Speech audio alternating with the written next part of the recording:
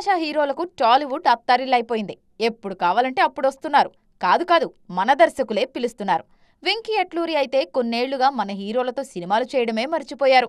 ధనుష్తో sir, దుల్కర్తో lucky Bhaskar చేసి hit కొట్టాక సూర్యతో Viswanathan Sons చేస్తున్నారీయన. తాజాగా కార్తీ మరో తెలుగు సినిమాకు కమిట్ అయ్యారు. ఆల్రెడీ ఈయన శైలేష్ కొలను దర్శకత్వంలో హిట్ 4 చేస్తున్నారు.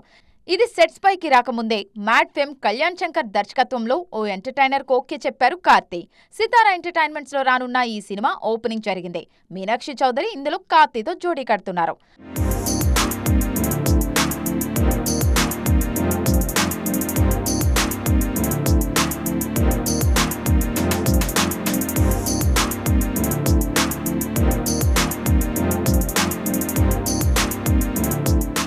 దుల్కర్ సల్మాన్ సొంత భాష మలయాళం కంటే తెలుగులోనే ఉండిపోయారు.